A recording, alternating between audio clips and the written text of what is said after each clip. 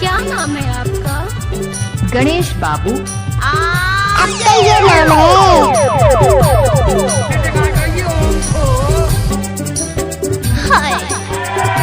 पुष्पा नाम सुन के फ्लावर समझे क्या?